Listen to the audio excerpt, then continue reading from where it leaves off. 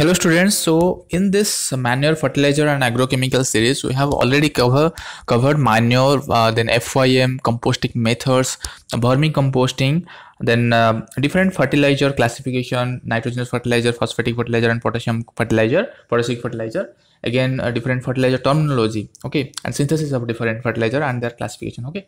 So all these things we have covered. If you have not gone through them, then just click them and just go through them. And today we will cover biofertilizer. Okay. So what is biofertilizer? Biofertilizer is a formulation that is prepared containing living cells or latent cell of efficient microorganisms, right? So these microorganisms, what they do, they synthesize, they like fix different fix atmospheric nitrogen. They have the potential to fix atmospheric nitrogen, right? They make available, and some of them are they make available the nutrient that is in insoluble form, and they make available to the plant. Okay, so biofertiliser basically होता क्या है, यहाँ पे एक formulation रहता है या फिर कुछ लिविंग स्ट्रेंस रहते हैं बायोफर्टिलाइजर में, जो कि आपका कुछ बायोफर्टिलाइजर से नाइट्रोजन फिक्सिंग बायोफर्टिलाइजर हो गया, वो एटमॉस्फेरिक नाइट्रोजन को फिक्स करते हैं सॉइल में, और कुछ बायोफर्टिलाइजर हो गए जो कि insoluble form of nutrient, phosphorus, potassium, zinc हो गया, या फिर कोई भी इनसॉल्युबल फॉर्म ऑफ जो न्यूट्रिएंट रहते हैं सॉइल में, तो उसको वो अवेल करता है प्लांट को, प्लांट न्यूट्रिशन के लिए वो अवेल करते हैं, राइट। तो ये एक डेफिनेशन हो गया बायोफर्टिलाइजर का। So there are different types of biofertiliser, जैसे कि नाइट्रोजन फिक्सिंग बायोफर्टिलाइजर हो गया, जो कि उसका भी डिफरेंट क्लासिफिकेशन रहता है। फ्री लिविंग में आ जाता है, एरोबिक में आ गया अज़ोटोबैक्टर, बेंजीरिया एंड एनाबेना। अज़ोटोबैक्टर, बेंजीरिया, एनाबेना, ये जो है एरोबिक फ्री लिविंग है। एंड एनारोबिक में आ गया क्लोस्ट्रीडियम। देन फैकल्टेटिव एनारोबिक में क्लेब्सिएला। देन सिम्बायोटिक, जो प्लांट के साथ मिलके जो है सिम्बायोटिकली जो फिक्स करते हैं एटमॉस्फेरिक नाइट्रोजन, वो है राइजोबियम का different species. Then frankia, anabaena, azolla. Okay, then associative symbiotic azospirillum, ये एसोसिएशन रहता है, रूट में एसोसिएट होकर रहता है। देन एंडोफाइटिक, जैसे कि ग्लूकानोबैक्टर, बुरखोल्डेरिया, ये हो गया एंडोफाइटिक नाइट्रोजन फिक्सर। सो ये different kinds of nitrogen fixer biofertiliser, nitrogen fixing biofertiliser. Then phosphate solubiliser, आपको पता होगा कि फॉस्फोरस जो है इनसॉल्युबल फॉर्म में, जैसे कि सॉइल में रहता है या फिर फिक्स्ड फॉर्म में रहता है, जो कि प्लांट इजीली ऑब्टेक नहीं कर पाता है, राइट। तो फॉस्फेट सॉल्युबलाइजर कुछ रहता है, जैसे कि बैक्टीरिया में आ गया bacillus megaterium, bacillus subtilis, pseudomonas striata. Then fungus में पेनिसिलियम स्पेसीज, एस्परजिलस आओमोरी, ये हो गया phosphate solubiliser. Then phosphate mobiliser, कुछ फॉस्फेटिक जो बायोफर्टिलाइजर रहता है फॉस्फेट को मोबिलाइज करने में हेल्प करते हैं। वो क्या करते हैं, रूट तक फॉस्फोरस को डिफरेंट जोन से वो लेके आते हैं, राइट। सो इसमें आ गया arbuscular mycorrhiza fungi, ectomycorrhiza fungi, ericoid mycorrhiza और orchid mycorrhiza. Then silicate and zinc solubiliser कुछ सॉल्युबलाइजर रहता है, जैसे कि बैसिलस स्पेसीज हो गया। देन पीजीपीआर रहता है, प्लांट ग्रोथ प्रोमोटिंग राइजोबैक्टीरिया, जो कि स्यूडोमोनास स्पेसीज। सो इंपॉर्टेंस क्या है बायोफर्टिलाइजर्स का, ये 20 to 200 kg नाइट्रोजन फिक्स कर सकते हैं। Then solubilise around 30 to 50 kg P25 per hectare, okay.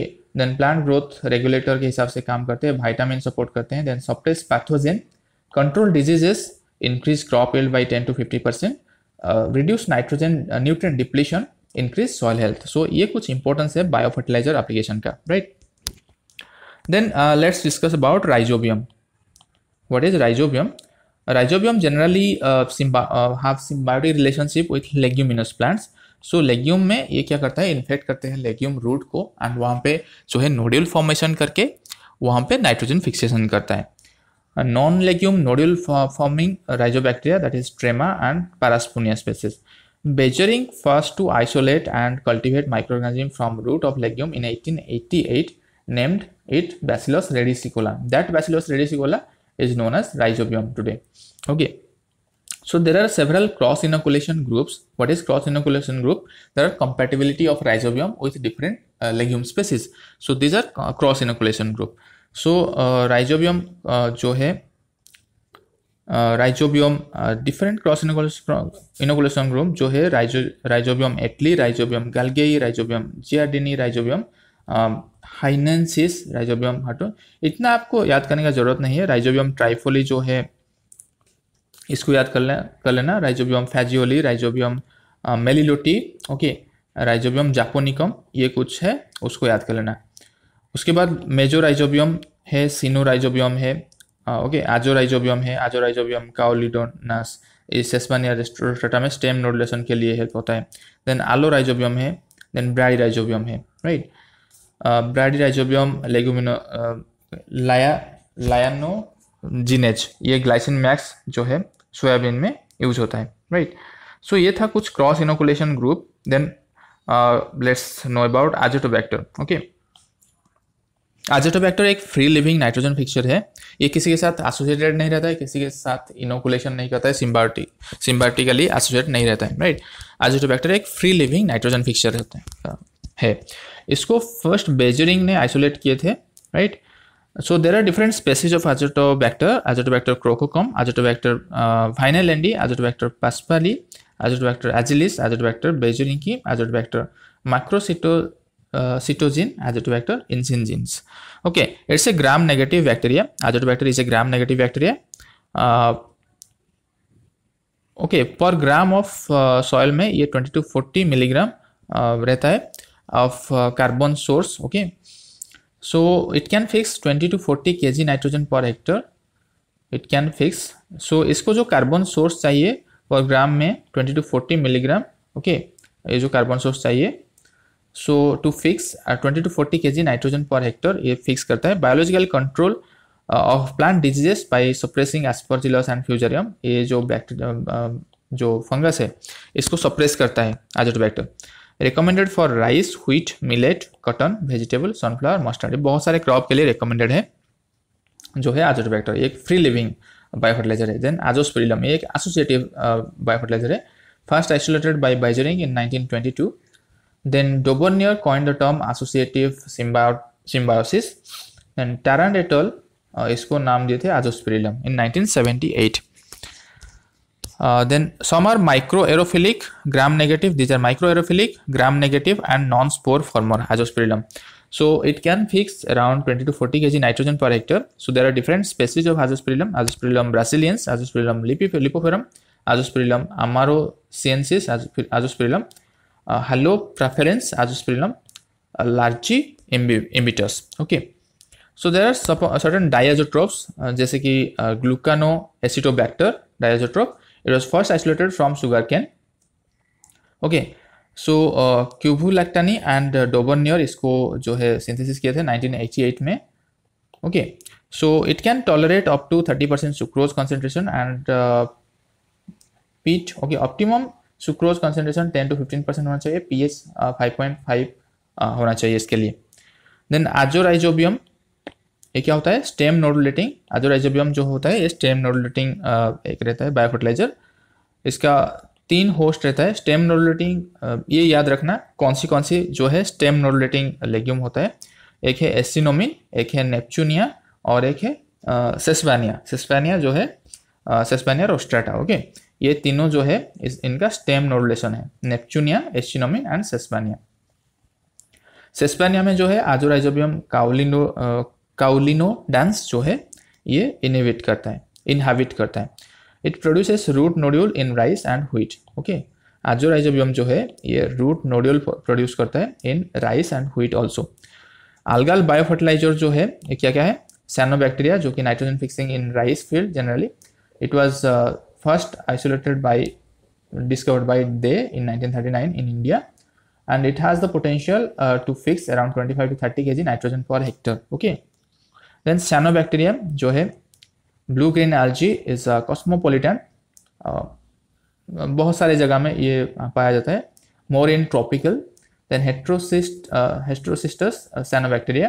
Okay, so around 10% of all. Okay, जितने भी साइनोबैक्टीरिया हो उसमें हेटेरोसिस्टस साइनोबैक्टीरिया जो है लेस देन 10% रहता है.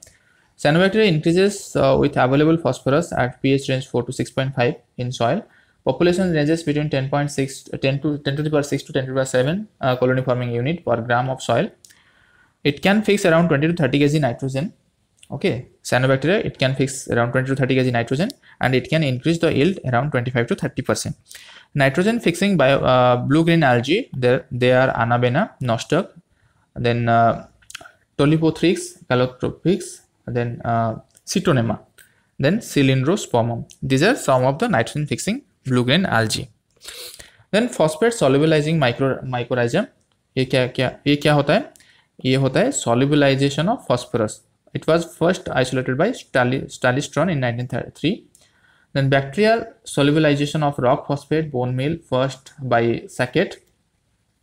It constitutes 0.5% to 1% of soil microbial population, and bacteria outnumber fungi 2 to 154.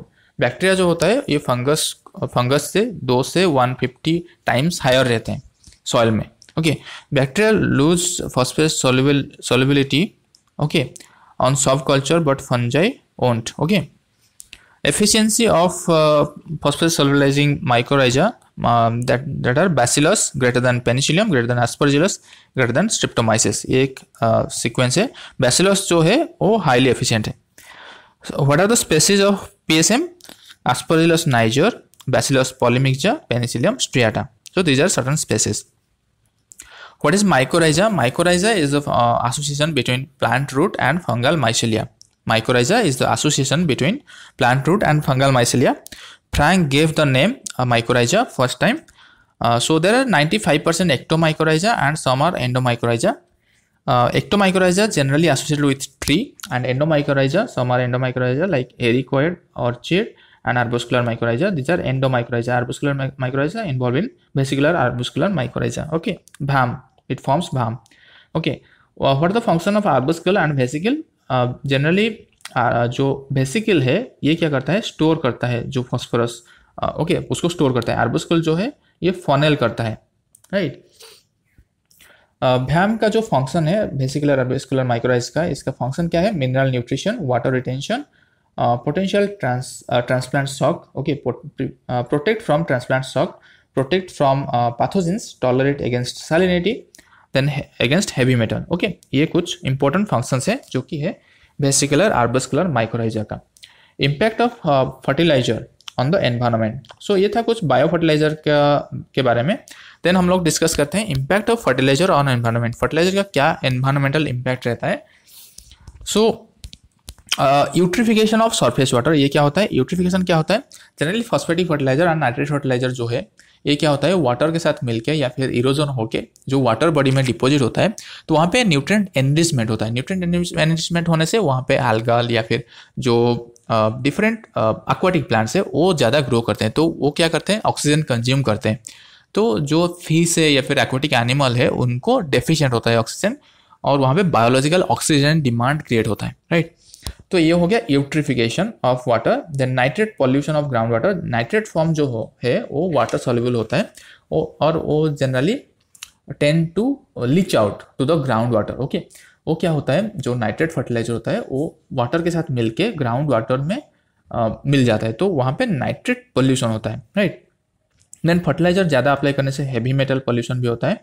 Okay, so heavy metal pollution से जैसे कैडमियम पॉल्यूशन से इटाई डिजीज होता है, मर्क्यूरी पॉल्यूशन से मिनामाटा डिजीज होता है, नाइट्रेट पॉल्यूशन से जैसे ब्लू बेबी सिंड्रोम होता है. Okay, so then again fertiliser can pollute soil and atmosphere. Then acid rain के लिए भी रिस्पॉन्सिबल होता है फर्टिलाइजर. ओके, नाइट्रोजन का जो एफिशिएंसी होता है जनरली लेस देन 50% रहता है, और इसका nitrate pollution okay acid rain में कंट्रीब्यूट होता है.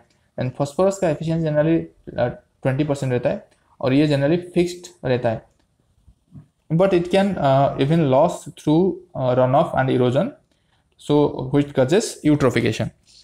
पोटेशियम का जो रहता है एफिशिएंसी अराउंड 50 to 70% रहता है. इसका लीचिंग लॉस हो सकता है. देन इसका generally no environment hazard.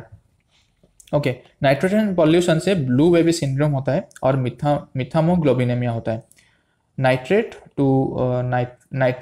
Then binds with haemoglobin and oxygen flow in blood में, जो ऑक्सीजन ब्लड क्या करता है, ऑक्सीजन फ्लो करता है. ऑक्सीजन डिफरेंट ऑर्गन जो है उसको उसमें ऑक्सीजन पहुंचाता है, तो वहाँ पे जो है हीमोग्लोबिन के साथ जो नाइट्रेट है वो बाइंड हो जाता है और वो ऑक्सीजन ट्रांसफर को रोकता है. तो ये हो गया methaemoglobinaemia. Okay, then World Health Organisation के अकॉर्डिंग जो है रिकमेंडेड है ड्रिंकिंग वाटर में लेस देन 10 ppm जो है नाइट्रेट रहना चाहिए. एसिड रेन जो है ये क्यों होता है, हाई एटमॉस्फेरिक अमोनिया कॉन्सेंट्रेशन से एसिड रेन होता है. जनरली टेम्परेट रीजन में ज़्यादा होता है acid rain. Then green house gas emission, generally carbon dioxide, जो ग्रीन हाउस गैस क्या क्या है, कार्बन डाइऑक्साइड, मीथेन और नाइट्रस ऑक्साइड जो है, इनमें से नाइट्रस ऑक्साइड जो है ज़्यादा नाइट्रेट फर्टिलाइजर अप्लाई करने से या फिर वहाँ पे सॉइल जो डिनाइट्रिफिकेशन होने से नाइट्रेट एंड नाइट्रस ऑक्साइड जो है फॉर्म होते हैं, ओके, जो कि हार्मफुल होता है, ओके।